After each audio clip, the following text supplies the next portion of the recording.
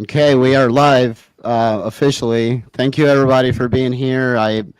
We were chatting a little bit before we went live and how early on when we were first talking about FlareVet and what we wanted to accomplish and just the general ideas. Adele brought up, to bring up the subject of women in VetMed because we were a room full of guys and like two women and we kind of realized we needed that perspective and have a conversation about it.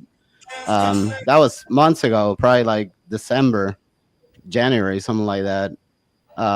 So then we picked around Mother's Day. I thought it was a good time to bring up the subject, and that's why we're doing it on May. And I have my mother thinks I'm special shirt just for that episode. I thought it would fit.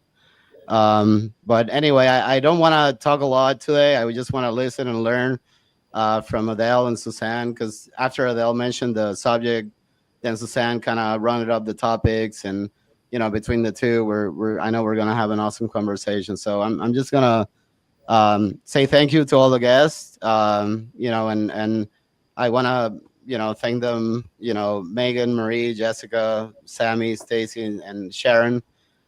We've never had so many guests, so I'm pretty excited about this conversation. And I'll, give the mic to Suzanne to start this because an hour is not long enough, I think. So let's get going. Awesome. Thank you so much. So, just like John said, I think that we as women in the profession, we make up about 87% of the profession. And so we're a majority in the profession, but there's a lot of things that affect women that I don't know that even Adele said before we went live, that we even realize that affect us. And so we really wanted to highlight some of these things. There's a lot of people in this room, so we're probably not going to get to everything. It's a huge topic. But I guess maybe we just start with kind of brief introductions of who we are and maybe some of the things that we talk about, so that the people watching live and later on can kind of understand, why we are all in this room. So I guess I'll just like briefly start. So Suzanne Thomas, I'm a licensed technician. I also work in leadership. I am a mom of twins, so obviously I have, the mom stuff. I have a lot of personal experience having been, pregnant with twins. I was an oncology technician when I was pregnant with twins, so I can talk a lot about that. I do actually online talk a lot about leadership in general, and I think that as a leader in hospitals, I probably don't even realize how much being a woman in leadership affects me personally, but also my teams. So um, that's a little bit about me. We didn't actually plan on who goes next, so I'll just pick somebody. How about Jess? Yeah, hi. So I'm Jess Moore Jones. I am in Australia, middle of the night for me. Hello. It's still warm though, warmer than where a lot of you guys are. So, I still win a few points. But my background is a vet, 2008 Australian graduate, but have spent the last long time doing a lot of work with trying to improve the veterinary profession, keep veterinary professionals in it. And as we know, a vast proportion of that is women. And the more people I talk to, the more work I do on what we need to improve to get people to stay. The nuance is so strongly correlated with the things that mums and women are struggling with in life and in existing and in the world right now. And so the veterinary profession is just sort of compounding a whole bunch of it. So these conversations around women in vet brings it all together. But so my contributions to that at the moment, I run Australia's only Women in Veterinary Leadership Forum. I have a Vet Mum Juggle guide that's all about experiences of trying to control the chaos and overcome the busyness, craziness. And I have all of that pretty I don't want to say cliche. I think maybe I'm allowed to say it because I have been through it. But, I've done the IVF, I've done the miscarriages, I've done the pregnancy, I've in the beginning of perimenopause, those journeys that we don't know how much they're going to impact us until they really do impact us. And the people around us have no idea that we're just turning up to work despite all of that. They're really important.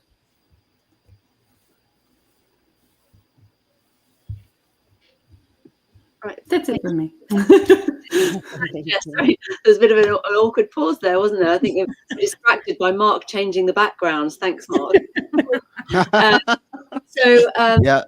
I think that's really, really important thing to think about, isn't it? That we're in a profession which is majority female. We have a huge problem of loads of people leaving the profession, and a big feeder into that is things that we go through as women, which as a younger woman I wasn't aware of, some of those things. And you mentioned miscarriage there. I've also been through miscarriage. It wasn't until I had my first miscarriage that I started to realize how common it was, because people didn't speak about it at all. And I've now found that through speaking about it, I'm actually helping other people that then go through it, and it helps in some way. And it helps me in that grieving process, because just a little bit of comfort knowing that I'm helping someone else by talking about my experiences. So I think it's really important for us to speak about these issues. So we're really lucky to have you. Thank you for coming in the middle of the night, Jess, to be with us. Just pick someone next. Megan, would you like to go next? Sure. I'm excited to be here. At first I was like, why, what am I talking about? But I think, so I practice manager for a really long time. I grew up at a private practice, stayed there 25 years, moved on to a corporate group, learned a whole lot there. Now I'm doing some consulting with a CPA firm. My biggest takeaway now, my life lesson, is that it took me a really long time to realize that my employees getting pregnant wasn't a personal affront to me and my schedule. Right? It took me way too long to learn that. And so now one of my soapboxes is like, we need to lead with, hey, congratulations. Like, babies are fantastic. This is an exciting thing. This isn't personally ruining my schedule, right? We're excited about these things. We can work. There's telemedicine now. There's all sorts of things we can do to include people, but also not a lawyer, right? But the legality of what pregnant employees can do, what they can't do. I talked to so many people who are like, she's just gonna sit up front and answer phones. Like, that's not what we're gonna do here. So I think that there's a lot to contribute on that side of things too. Women in veterinary, through and through. Sorry. And then as a mom, like we adopted, so we got the call Thursday night that we were picking up our son Friday afternoon, and I went in Friday morning and did payroll and was there back on Monday because I didn't have pregnancy leave because I wasn't pregnant. So there's lots of things in VetMed that are just cuckoo bonkers, right? So if we can try to get the message out there and fix them, I'm excited to be here. Yeah, that's I feel that as somebody who has been in both seats, the leader as well as the person who was pregnant in the hospital. Shifting slightly, I'm gonna move on to Sharon. Hello, my name is Sharon. I am an RVT, also have my master's in biology. I've been in VetMed for 24 years and a credential tech for 10 of those years. I've held every role in a clinic with the exception of veterinarian and practice owner. And I've learned so much in that time. It's been amazing. I like trying to help empower people to advocate better for themselves. And I feel women especially are not good at that. We are really good at advocating for others. But when it comes to ourselves, we don't tend to do that as much. Definitely trying to work on that. I recently started a couple of businesses to help with that, both an in-person, one-on-one and group setting training workshops, and also getting into public speaking to try to get out to a larger audience so we can start to improve patient care and improve mental wellness in the field, because it makes me sad. We could be doing a lot better. And just, I think the support, if we could support each other better, is such a big step in getting that to happen. I think you're right there. And I did notice when you were saying about we support other people, but we don't support ourselves, everyone in this room was nodding their head like, yeah, that's me. Hands up, that's me. So we're really lucky to have you and your perspective here as well. Thank you. Sammy, I'll let you go next. Oh, my turn. Can you hear me? Okay, great. So yeah, I'm Sammy the vet. That's kind of my brand. Kind of suits me really well. I've always been that kid that always wanted to be a vet, was becoming a vet, and then became one. And the name kind of stuck with me. So that's now the name of my newsletter too. I'm originally from New York. I am now based in Miami, but for the past 6 years, I lived in the Netherlands and spent a lot of time traveling as well and worked as a vet there. Opened my own practice in Dutch. Don't ask me how. And I've kind of had my hands in a little bit of everything. Like I said, I have my own practice in Amsterdam. I used to work in ECC. Before I moved to the Netherlands, I withdrew from the match, which I know is kind of taboo. We can get into that. I've worked in telemedicine. I worked in research. I worked for the pet food companies. I worked in organized VetMed, was super involved in policy. So I've had a very broad, sort of diverse experience in VetMed. Right now, my main focus is writing, thought leadership, as people would say, and policy, just trying to help people understand what it's like to be a vet. I talk a lot about the human side of veterinary medicine and exploring veterinary experience through a mental health angle, because that's really affected me and affects all of us. And that's sort of the short of it. Yeah, for sure. And I think that sometimes we talk about mental health as a big bucket, but we don't necessarily talk about mental health specifically to women, right, in VetMed. And so I'm actually really interested to dive into that at some point if we have time. We have two more people, right? So Marie, let's go with you next. Hi, everybody. I'm Marie Hollowaychuk. I'm honored to be here with all of these incredible women. I am a veterinary specialist in emergency and critical care and graduated about 20 years ago. So I think there was probably 12 men in my vet school class of 70.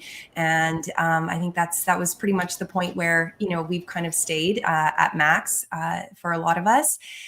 My journey in vet medicine has been varied. I grew up with two parents as vets, so I've been immersed in the profession from a young age. And I love this profession. I feel very passionate about it. And yet I have a number of times experienced burnout and significant mental health challenges that ultimately led me to leave my dream job in academia to work as a entrepreneur, solopreneur. And so I've been a business owner for the last 11 years. I have a company called Reviving VetMed that is really here to support veterinary professionals in their mental health and wellness. We offer everything ranging from coaching to critical incident debriefing, education, resources, etc. My passion points really are women in leadership, time management strategies, well-being, self-care, mental health advocacy, all of those things. I do have a book coming out this fall on the veterinary profession. It's called A Compassionate Calling, What It Really Means to Be a Veterinarian. And I bring a lot of these issues to light within that book. It's intended for pet owners and people who are in the profession, who love this profession, who want to see it better, who've seen it change dramatically over the last few decades and want to continue to see it change for the better moving forward. As a mom, I'm also a single mom. I became a single mom by choice in June of 2020 when my daughter was born. Very early in the pandemic, it was very challenging. I barely survived, to be honest. I had significant mental health challenges, but I feel like I'm on the other side. She's starting kindergarten in the fall, and I'm just so grateful. She's the best thing that ever happened to me and the hardest thing I've ever been through.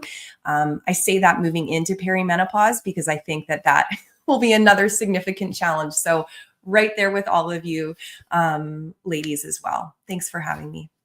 It's lovely to have you here. Thank you. And it's great to have people in the room like yourself that are actually looking at positive ways of helping us as women in the profession, who recognize that we're going through stuff and we need support. So last but definitely not least, Stacey, would you like to introduce yourself? And then we'll move on. Hi, everybody. I know Marie. Oh, I met you briefly, Marie, but how do I not know the rest of you ladies? It's really great to be here. My career has been mostly VetMed. I started practicing when I was 25 years old. I practiced for almost 20 years, running a practice and doing all that. And then I kind of hit a wall and decided to start my own company. And I don't know, it was an interesting journey, but I started a technology company called Vet to Pet, where we built mobile apps for veterinarians. And I ended up scaling and I sold it a couple of years ago to VetSource. And along the way, I think what happened to me was, you know, like Marie said, my class was predominantly women at CSU. My first job in Portland was probably like 80% women. My second job and final job in VetMed was probably like 90% women. And then my team at Vet to Pet was probably about 90% women. One thing I noticed is when my clinic was acquired by corporate and I was running that clinic, I'm interfacing with the mothership, it's mostly men. And then when I was raising money for my company and eventually selling my company, I'm interfacing with mostly men. And that was very interesting to me because we're mostly women in the trenches. And I started picking up on like what the women were doing differently that were in the leadership seats in the mothership and were kind of more in the top of the hierarchy system. And I'm like, what are they doing that's different than the other women? And I ended up writing a blog a while back, maybe 7 or 8 years ago, called Stop Acting Like a Girl, that just kind of highlighted these things that these women were doing differently. And interestingly, I gave this talk at Western last year, and I had like 300 women in the room.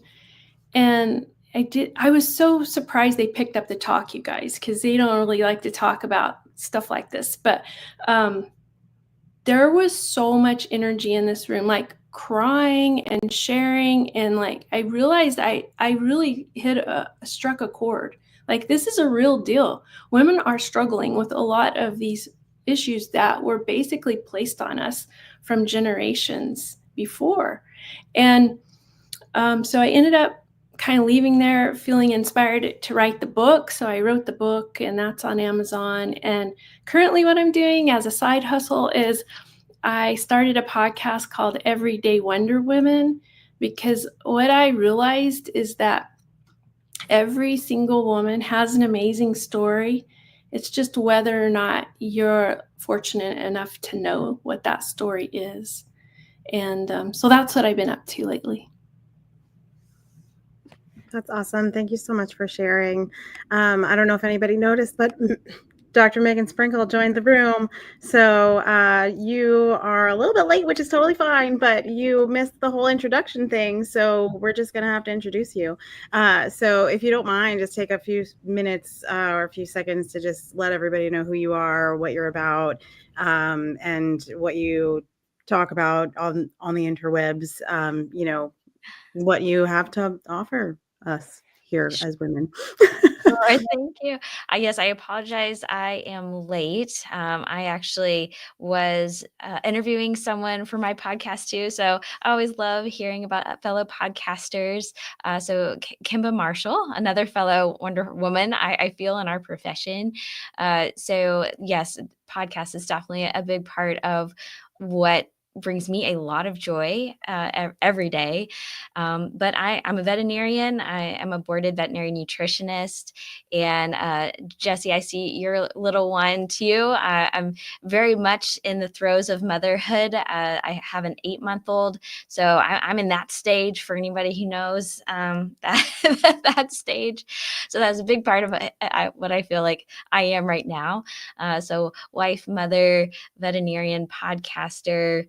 I've been in the industry, so on the pet side of things for a long, long time, which has been a lot of fun because I get to meet so many different people with so many different backgrounds that are all here to impact, animals and veterinary medicine. So being able to hear very diverse stories when it comes to, what we've dedicated our career to has been an honor. And since we're talking about women too, from women leadership roles to, all aspects of a work environment. So I apologize for being late. Thank you so much for having me.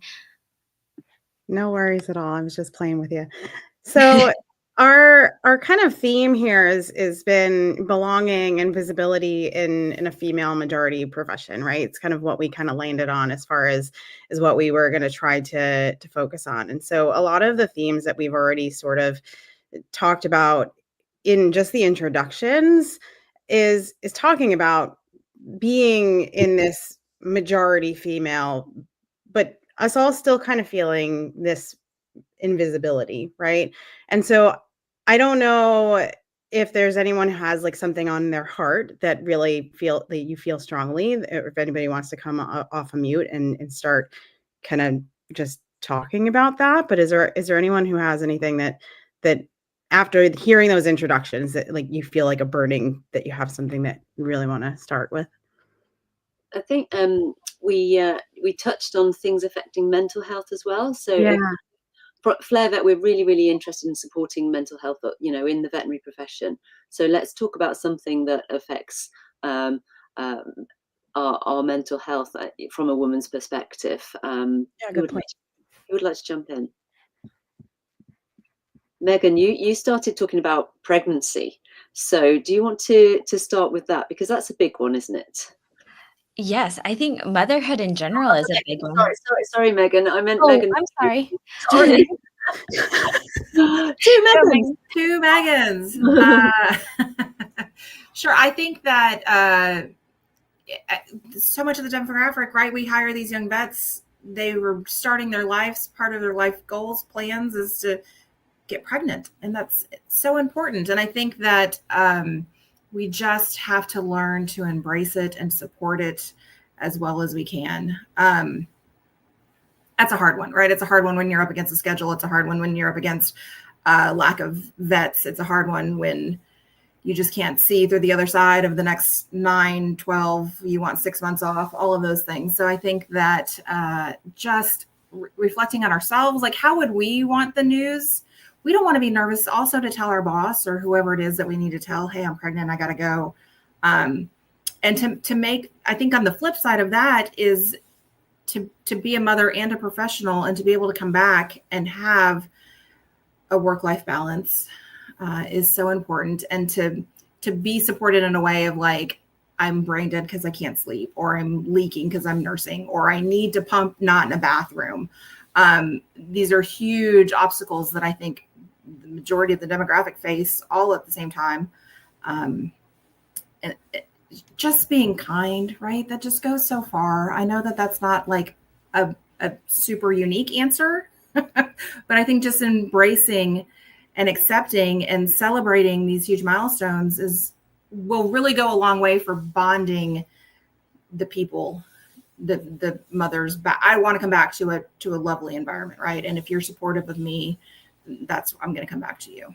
I guess I have also something I want to bring up. Maybe that's going to be a little spicy, perhaps. I don't know, but I don't have kids, and I work, of course, with a lot of women, and when they have kids, it's like hard for the girls in the room that don't have kids.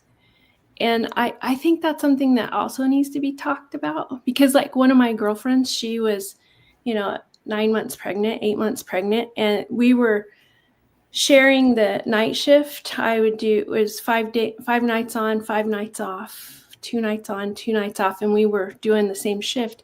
And she called me, at like 3 o'clock in the morning. She's like, Stacey, you got to come in because I'm trying to do a GDV, and my belly, I can't, like, she couldn't get in the abdomen because she tried to put the table above her belly, and she couldn't get in. And she tried to put her belly on top of the table, and she couldn't get in there. She's like, I got it derotated, but you got to come sew it up. Well, of course, I don't mind. She's my friend.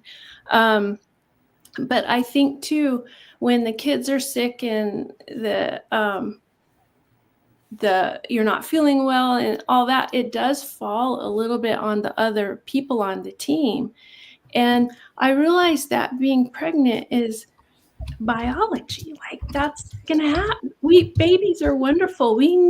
It's not women's fault they got chosen to propagate the human race. Like, we need children, and I get that. I just wonder, like, what's the solution there where it's balanced for everybody so there isn't resentment that gets built up? And I think moms feel that. I think they feel so guilty when they've got to call in sick because their child doesn't feel well. And my mom talks to me about that. She was a executive in the railroad before that was a thing women would do. And she would just say the pressure is incredible when you have children you're trying to take care of and you're trying to do this job. So I think there's a lot there that the profession needs to consider.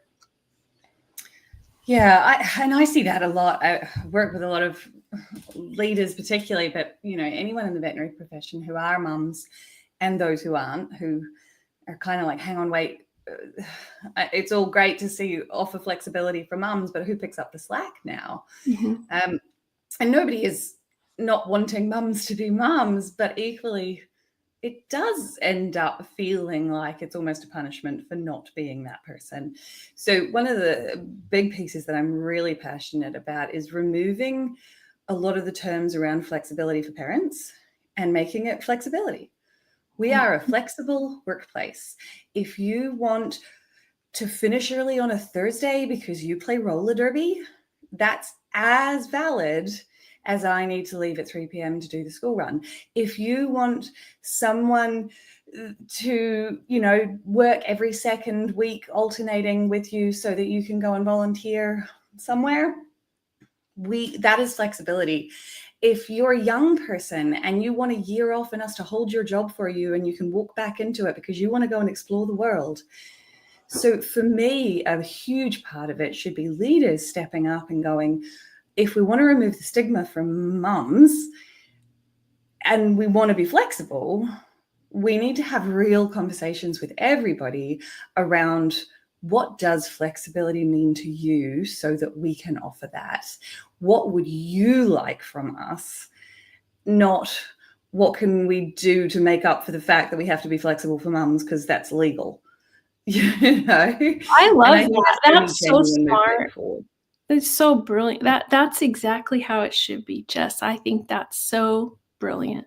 It's kind of like, people, when I used to work at my first job, there was a lot of people that took smoke breaks, and if I'd say, oh, where's Sarah? I need to get a catheter set. Oh, she's on a smoke break. I'm like, oh, okay. Well, it would be very frowned upon for me to go just sit at my desk and read a book because I'm on reading break, And I think when we build in the flexibility that everybody gets a break and you can do what you want with it, it kind of removes all the guilt that comes from when you have to take the time off. Funnily enough, you won't believe this, but here in Australia, we have a pretty common term, smoko, which is basically morning tea.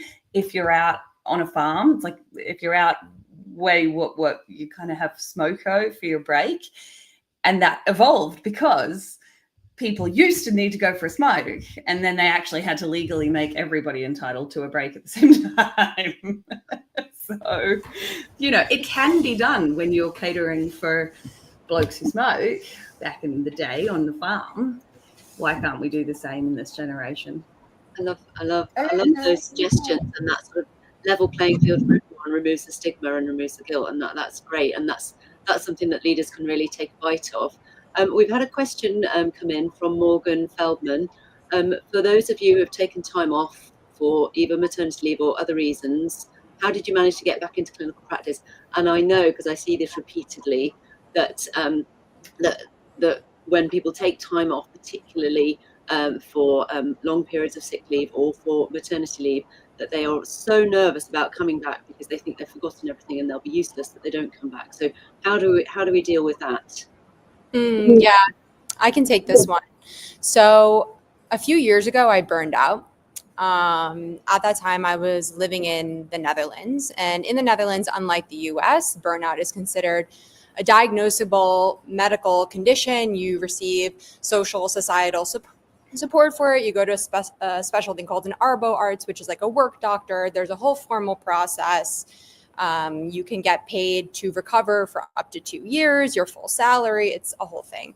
But it's interesting because one of the contributing factors that led to my burnout, it was definitely multifactorial, both personal and on the work side. But one of the contributing factors was I was a new, youngish doctor at a hospital practicing in my second language during the pandemic. And in that period, 3 of the other doctors who were at the hospital longer than me all went on maternity leave simultaneously, leaving me, the youngest one in the room, in my second language alone to manage the ICU of the busiest referral practice in the Netherlands. So not to say that it was anybody's fault, but that was definitely a huge part of the reason why I burned out. And I actually wasn't able to work for an entire year. Was probably, if anyone's ever been on burnout, it's like the heaviest thing you can ever experience. It's not depression. You physically can't do anything. I was really fortunate that I had a roommate at that time, because when I tell you I couldn't take out the garbage for an entire year, I couldn't go to the grocery store. I ordered everything. I couldn't cook. I had nothing, no energy. And so getting into clinical practice it wasn't like the imposter syndrome. It wasn't, I'm scared to be a vet again. I was scared of what being a vet would do to me. And the way that I was able to get back into it was actually not taking a clinical role, like not taking a W-2 role where somebody said, you have to be here at this time on this day. You only have X number of holidays. That just was never going to work for me again. I started doing relief. I did a little bit of telemedicine where I could sort of flex the clinical skills and dip in and out as I felt comfortable. And I was also fortunate to be licensed in multiple countries. So I could, try a shift in New York. Okay, that was way too much. Then I could go back to Amsterdam, take a cozier shift, maybe just do a vaccine drive and just dip in little by little and build my energy back up. And that worked for me. Thank you so much. We've got such amazing women in this room, and I really want to thank you all for being so open and sharing, because FlareVet is all about those kind of raw conversations and sharing your lived experience. Thank you. That was really valuable. We have another related question, I suppose, in a way, about imposter syndrome. Definitely a sufferer of that myself, but perhaps somebody would like to talk to imposter syndrome. Marie, did you want to jump in? Yeah, I'm certainly happy to.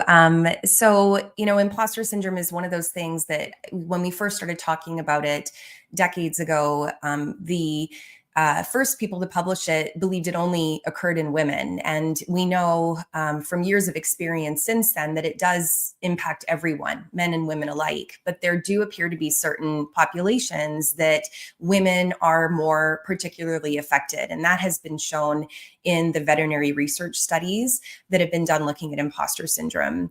And so it's one of those things where you feel like you're fooling everybody, right? That you either got into vet school because you were really lucky, or because you worked really hard, or because they didn't have a high applicant pool that year, or whatever it was. And what we know based on research and anecdotal, experience is that imposter syndrome really flares up when people move through career transitions. So that can be a transition from parental leave back into work. It can be from a clinical role to a non-clinical role.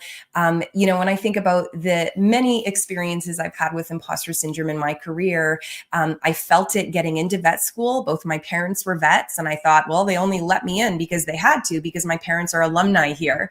And then when I got my internship, I felt like, oh my gosh, I'm like the least smart person here, and they're going to find out as soon as I start talking. And then, my residency. And then when I went into academia, I felt it again when I was mentoring residents. And then certainly moving into the wellness advocacy space, there's just this sense of that's it. Everybody's going to know, like, I really am not capable and I don't belong here. And so I think the first thing to recognize is if you experience that, you're not alone. I'm sure probably everyone on this panel has had that experience of imposter syndrome at some point in their careers. And, you know, there's different strategies that you can use to mitigate that. One of the most important things is to really make sure that you're connected with people in your life that can provide that objective view, that reminder of those accomplishments that you've done. Probably not your partner, your romantic partner, because they're going to feel really close to you, but whether it's a coach, a mentor, you know, a colleague, your boss, your supervisor, someone who can really help you to see through that self-doubt when that comes up. And I'm also a big believer too of just like really holding on to all that positive feedback that you get, right? Really reminding yourself, you know, all the certifications that you have, all of the degrees that you've earned, all of the CE that you've done, all the cases that you've saved, hanging on to those notes, you know, from your clients, from your team members, from people that have really shared with you the difference you've made in their lives and how much you've meant to them. You know, I call it my fan mail, right? Like holding on to all of that so that when I'm second guessing myself, that I can really step back and take a more objective view. And of course, speaking of mental health, connecting with a mental health professional can be really helpful for debunking some of that negative self-talk and that self-doubt as well. So I could talk all day about this, but I know there's others who want to share too. Imposter syndrome, I'm really passionate about for a weird amount of reasons. My number one tip for it is then going to completely negate the thing I say after it. But my number one tip is the equal and opposite truth approach, which whenever you're having big imposter feelings, which I do, you know, I stand up on stage and there's 1,000 people and you're like, oh my God, I'm up here with these incredibly powerful people. What am I even doing? That is true. And that is okay to have that feeling. But what is equally true is that I consistently get positive feedback about my public speaking. And, you know, when you're having imposter syndrome about, oh my God, I'm a terrible mother. I have no idea what I'm doing. I'm making it up. I just shouted at my child. I don't know how to do this. What is equally true is that my kid is thriving and happy. And you can, rather than kind of turning it into this terrifying thought, go, well, yeah, it's a thought, but I have other ones. It's just a compartment of me. But the really controversial thought I wanted to offer on imposter syndrome is, has anybody ever heard of the term bicycle face? So there is this thing, I'm not kidding, this is real life, documented medical syndrome called bicycle face in the 1890s. And in the 1880s, there was the massive rise of availability of the common bicycle, right? And what the common bicycle meant for women was freedom, that they could get off farm without needing someone to take them into town, that they could go and meet friends, that suffragettes could get together without their male suitors knowing where they were going. And so the medical profession, no kidding, created this thing called bicycle face. And the symptoms of it were flushed face, hard stare, angry expression. Real life. This is real life, guys. And so what happens is when we have a change that offers freedom, that is a natural physiological reaction to discomfort and exertion, we are told, oh, be careful, don't overdo it. That's an uncomfortable feeling. You don't want to have bicycle face, which we all know what that was the precursor to, right? The other B face. So my take on imposter syndrome, every time I feel it, every time I have the urge, I actually go, hang on, no. Could be just the patriarchy. You know, can we just go, do you know what? This is me feeling uncomfortable because I am stretching myself. This is me feeling challenged because I'm going somewhere that other people haven't gone yet. This is me getting haters online because I am putting myself out there, which means statistically someone's going to disagree vehemently with what I have to say. So my biggest takeaway on imposter syndrome is every time I feel it, I choose to own it as this is a great thing, because I am going somewhere that people haven't done yet. And even though it's uncomfortable and I dislike the feeling, it's why I'm here. That's awesome. Thank you so much for sharing that. I was hoping that Adele was going to be able to stay on for 2 seconds to say goodbye, but she did have to go. She has to go pick up her kids because mom's in VetMed, and I'm sorry if you can hear my dog in the background because I'm a dog mom too. Mark did post my comment in the chat, but I was going to ask this question that I've had kind of on my heart as we've been having these conversations. If anyone's ever felt this pressure to be everyone for everyone. I mentioned when we started that I'm a mom, but I'm also a leader. I'm also a wife. I'm like everybody for everybody, and I always have to be there for everyone. And so I feel like I often have this overwhelming feeling to be on all the time. And I don't know that my husband has that. And so I wanted to kind of just propose that to the room of, does anyone else have that? And how do you guys manage it? Because I definitely struggle with that. I definitely see that, not just at work, again, at home also. You have so many people that you want to try to please, that you want to try to help, while you're also trying to provide care for patients. It's a lot of multitasking, and it takes a lot of energy. You have your fellow coworkers that you're trying to help support them, whether it's hands-on or emotional support. I have one of the clinics that I do relief for relatively regularly. Apparently, there's a very high leadership role available at that clinic, and people are begging me to take it. And I feel so torn because I want to take it. However, I'm again, launching these 2 businesses right now that I really want to focus on, but I know that I can help. And it's very difficult for me to say, oh, I want to, but maybe I'll wait a little bit longer. Position's been open for a while, so I'll probably stay a little bit until I launch. But you have so many different directions you're getting pulled in. And because as women, we tend to generally be more empathetic and we want to help everybody, we need to be there at all times. And same thing when you're going into rooms with clients.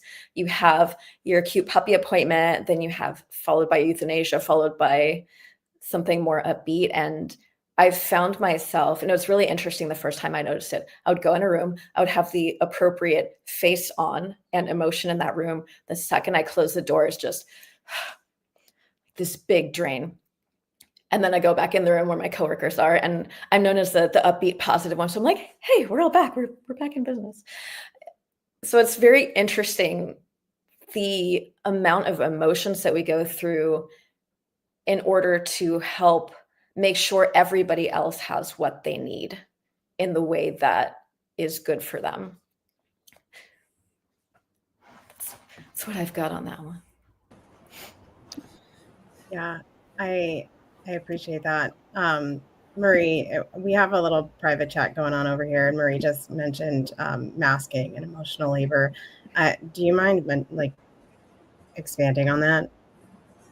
Yeah, I think there's like incredible emotional labor that goes into everything that you touched on. You know, this idea that we have to put on a certain face and be a certain way. This is one of the biggest things that impacts our well-being post-euthanasia. A lot of people think, oh, euthanasia, it's so hard, and that just must be the worst part of your job. And if you talk to most of us in the profession, it's like the act of euthanasia is actually such a blessing and a peaceful experience most of the time, and a gift that we can give to our families.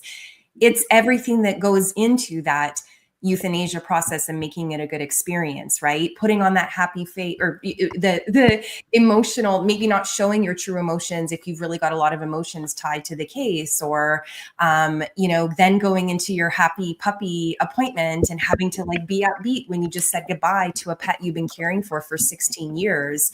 I think too, there's I wrote a blog about this a few years ago, where as women, traditionally, we still do the bulk of of the emotional labor in our relationships, right? With or without children, right? Women do a lot of the organizing, the planning, the preparing, the correspondence, the paperwork, you know, all of these things that quite frankly, can take a lot more out of us than physical labor of like mowing the grass. So I think that's under recognized and it's not talked about. And I think sometimes when we look at the stats in vet medicine and we see that women and men experience stress to the same degree, but yet women experience distress to much higher rates than men, we have to ask ourselves why. And I think a lot of that is this extra added layer of emotional labor that we carry. Yeah, that's so true. Yeah. There's a great book by Annabelle Crabb called The Wife Drought, and it is effectively that exact concept where what she's saying is if you removed gender roles from a relationship, the person who is the wife is the person who does all of the organizing, and the person who is the husband is the person who does most of the earning. And now, of course, we live in this world where women are also the husband. And so we're a husband, but we haven't got a wife at home. We've got another husband. Whereas men go home from their very stressful jobs and their equally challenging roles, and they've got someone else who has done the wife job, because we as wives do both and the husbands continue to be husbands.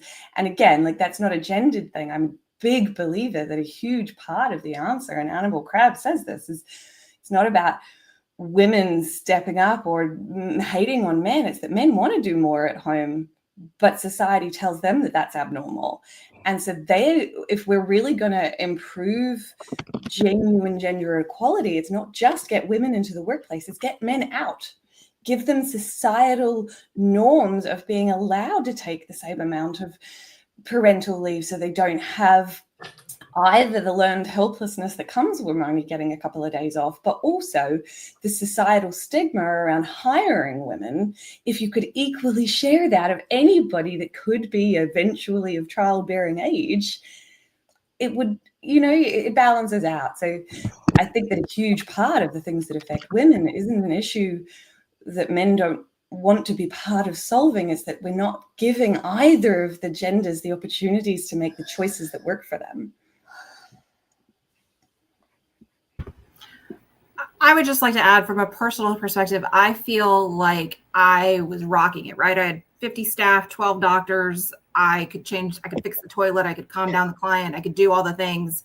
And I thought I could do all the things at home as well, but I couldn't. I had no energy. I was always angry. I was always stressed. I'd get a text on my phone and that visceral reaction of like, oh my gosh, what now? So I was killing it at work, right? And I was absolutely not present at home. And I think it's a bit of that like lobster in the boiling pot, right? I fool myself into thinking, oh, I've got this. Like, I'm master of everything, and I'm not really good at it. So I think that being able to take a step back, reflecting on what's important to you. My job is very important to me, as is my family. And so I think that it's okay to have multiple priorities, but to be successful at both, you probably have to have a little bit of give and take. And I think that's really important to realize that it's not sustainable long term. And yeah, so I think you're absolutely right. Right. Like that's exactly what's happening. It flexes. There's days and times where work is what struggles, and then there's times where home is what struggles. I find that more often than not, home is what struggles more, because, you know, the kids are being kids and the husband is being a husband. And I inadvertently said yes to fostering kittens, because why wouldn't I add more things to my plate, right?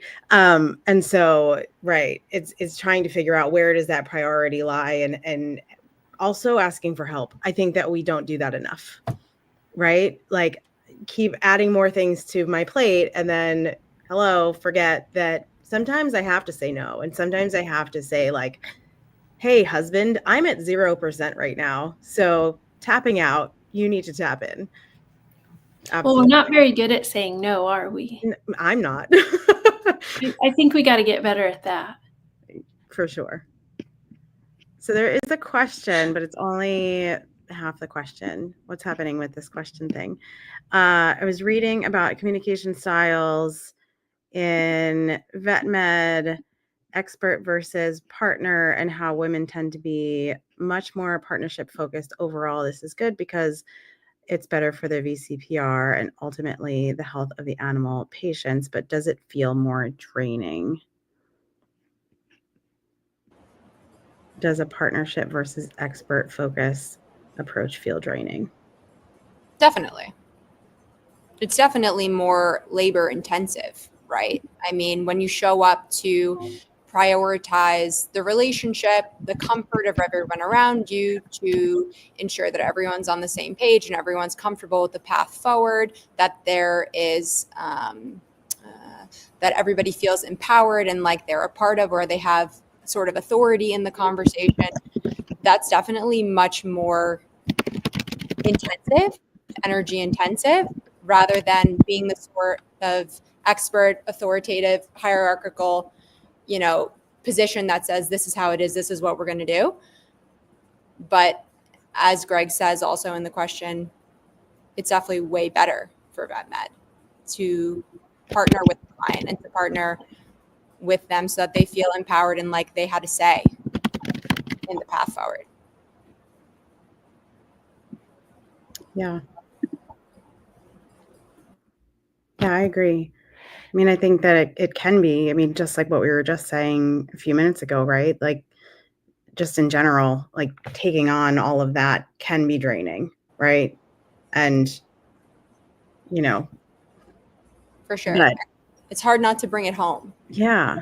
When you're the partner, because you kind of feel like you feel responsible. You feel like they're yours, Every time I walk into an exam room, I treat it like it's my dog. Right. And it's hard not to bring that home and to feel like I screwed up as a partner when things don't go well. On the other end, because I'm not in the clinics in the same way that I used to be. And I don't know, I know some of us aren't in clinics in that way. And I know some of the viewers too, maybe aren't. Like, I don't work in a clinic every day anymore. So I'm not with patients, but I have a team, right? And so I treat my team that way. I take responsibility for them in a way that I don't know that everybody does. Or my husband, I'm using my husband as my example, but I don't know that he does. He doesn't take that home. He doesn't look at his team the same way, right? Maybe I don't look at them like family. That's a huge red flag for me, but the different topic. But I look at my team like I almost like my patients, right? They in a different way, but I take on that responsibility of them. And so it's a partnership. It's that same kind of idea. And so something goes wrong for them. I own that. I take on that responsibility. And so it definitely is draining, but I do think that it makes me a better leader and it makes me a better for them. They tell me that I'm, the best leader that they've had. And that helps me with my imposter syndrome, all of those things that we've been talking about. So yeah. John had a question from a female perspective. What would you like to see different happen in VetMed from work-life balance, leadership style, mentorship style, et cetera? I think this is probably, since looking at the time, probably the one that we're probably going to end on, but I'd love to hear everybody's kind of thoughts on this one. Who wants to? I can jump in. Can you hear me Yes, okay? we can hear you. Okay. Yeah. Maybe to pull in what we were talking about, because I was going along the thought of we need to ask for help more too, because not only do we feel like we need to be everything for everyone, but we have to do everything super well. And I think what I also want to see for VetMed is to have more of the support networks for us to be able to strengthen ourselves on outside of the primary work setting. So for me, like just as an example, is I try to build masterminds or have opportunities for me to have conversations with people that are not my family, that are not the people I work with every single day, but still people that understand what, you know, maybe they're veterinary colleagues, so they still understand aspects of things. Maybe they're also mothers, maybe they're also entrepreneurs or something that we can relate on, so that we have that ability to maybe slightly vent a little, or, you know, be able to build a community that supports us emotionally.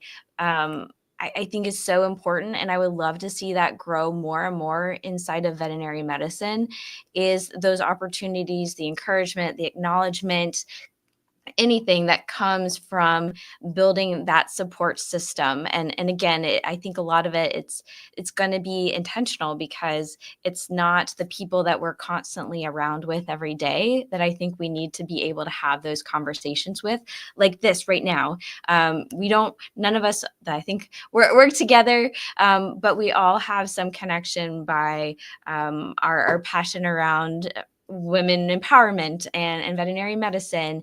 And these are the types of conversations that I think we need to have.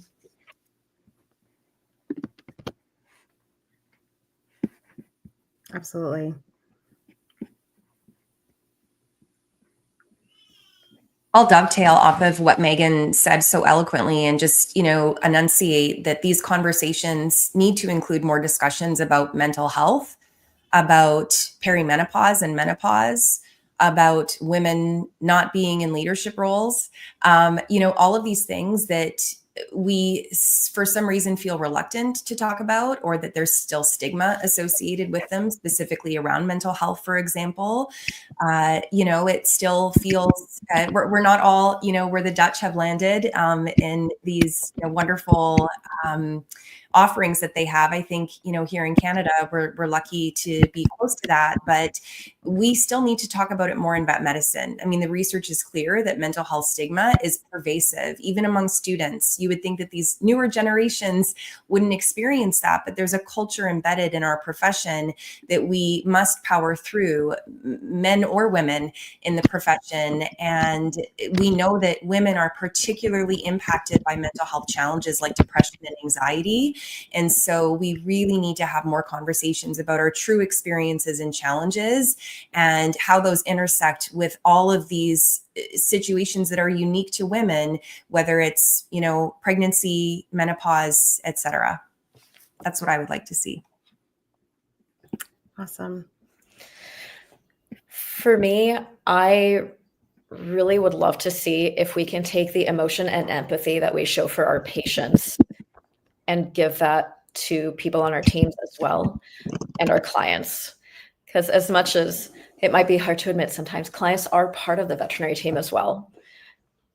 Having those conversations in ways that we have a shared goal, right? Patient care is our top priority. It's why most of us got into this field. A lot of people get into veterinary medicine, of course, because we love animals, but it seems that a lot of us also have some difficulty at times in communicating in a good way with other people, which makes it a little hard for us sometimes to communicate well with our teams, communicate well with clients. However, if we bring that focus all back on patient care and show that same level of care to those around us, we can help support each other better, improve patient care, improve mental well-being in the field. I know it's a big goal. I think we can get there one day soon, just having more of these conversations, and really love everything that everybody else is talking about today. It's been amazing. Yeah, no, I think there's so much good in there. Just because my personal passion is in the leadership space, I do want to jump in for the gaps that we have there. Our statistics in Australia are a tiny bit different to yours, but effectively we've got 82% female industry and 73% male-led industry, senior leaders and owners. And it's not changing, it's not shifting, the dial is not moving, and the issues of course, are conflated by the fact that people promote and support and mentor people who remind them of themselves. And so women aren't getting those in-crowd invites. They're not getting invited to speak at conferences. They're not getting invited to do the things and be involved in the programs because, and I please don't think I mean this in a really awful way, but the boys club, because it has historically been the boys club, even though there are now many great women in it, if you don't look and feel like us, we just naturally and biologically as human beings don't relate as well. So the really big part for me is how do we create avenues and mentors and sponsorship programs and networking programs to lift women higher up the chain? Because when women are making more decisions that impact the profession, it's going to impact the profession that looks like them. So for me, it's about everybody who has any sort of platform to do anything. No. We lift people up and we be part of that. And this is 1 o'clock in the morning, FYI, so I apologize, but that's my piece. I love that, which kind of like just goes right into, I think I would really love to see career whatevers. I'm so tired of the, I'm just a CSR. I'm just a technician. I think the beautiful thing about VetMed is you can be whatever you want, right? Like I grew my career out of just wanting to do more and stay relevant. And so I'm here now and I'm loving my life. And so I think that there's so many avenues of opportunity. And if we can just support everybody and really like, if you want to leave to go do something better for you, I want to support that. It's the same as getting pregnant. Like I want to have that moment in your life where I said, oh my gosh, I'm so proud of you. Congratulations. Keep in touch. Right. And so I think the I'm just needs to go away.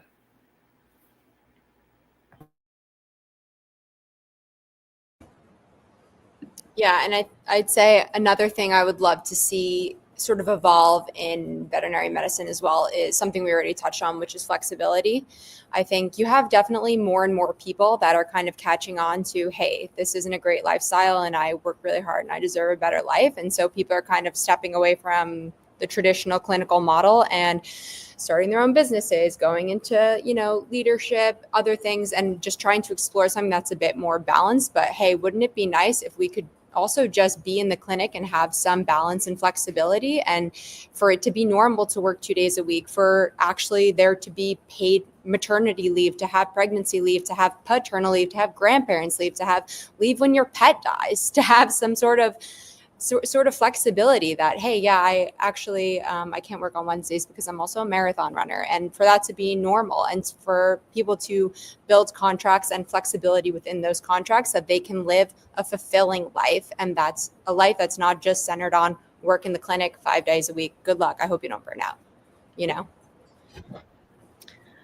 I'll just add that I think something that the leadership at the practices can do like tomorrow is they could have education brought into the clinic or whatever business you're running by other outside experts to help educate the women on the team on things that we haven't had a lot of time in the saddle on. Financial literacy, how do 401ks work? How's the stock market work?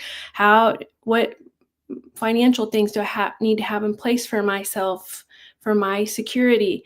I think a lot of women don't know the answers to these things because we couldn't even get a credit card in our own name till the late 70s. So that plus women's health, it helps to take the stigma away from it. If you have a local nurse practitioner come in and talk to the team about, here's what happens when you go through menopause, here's what happens when you go through pregnancy, just make it part of the workplace conversation so that it becomes less weird and less personal and something you need to feel embarrassed about or hide. I love that. Thank you guys so much. Thank you for everyone who joined us live. Thank you for the incredible women on this panel who shared your voices. Thank you for Adele, who I know she had to leave early, but she gave us this amazing topic and got us all together. So thank you to her. And everyone who watches this later, thank you guys so much for spending this hour and almost 5 minutes with us.